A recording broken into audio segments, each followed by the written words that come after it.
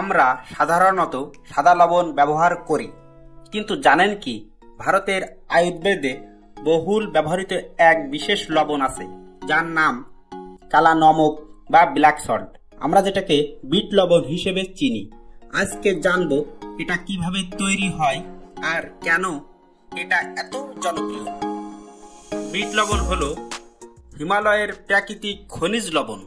এর রং গাঢ় বাদামি থেকে কালচে আর স্বাদে হালকা সালফার বা সিদ্ধ ডিমের মতো গন্ধ পাওয়া যায়। এটি প্রাচীনকাল থেকেই আয়ুর্বেদ চিকিৎসা ও রান্নায় ব্যবহার হয়ে আসছে। বিট লবণ মূলত হিমালয়ের লবণ খনি থেকে সংগ্রহ করা হয়।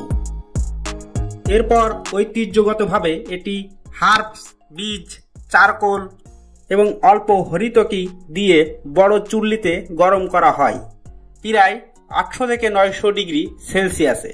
এই প্রক্রিয়ায় লবণের ভিতরে থাকা খনিজ সালফার যৌগ তৈরি করে এর অনন্য কালো রং এবং ডিমের মতো গন্ধ। আয়ুর্বেদ অনুযায়ী বিট লবণের উপকারিতা অসংখ্য।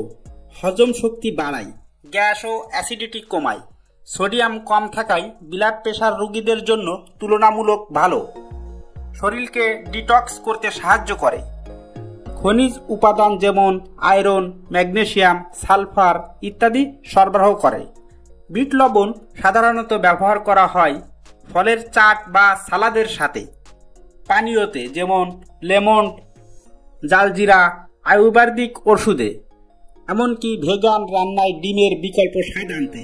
তো বন্ধুরা, ব্ল্যাক সল্ট বা বিট লবণ শুধু রান্নায় স্বাদ বাড়ায় না, শরীরের জন্য নিয়ে আসে অনেক উপকার। ভিডিওটা যদি ভালো লেগে থাকে লাইক দিন, শেয়ার করুন আর আরও স্বাস্থ্যকর তথ্য জানতে আমাদের সাথে থাকুন।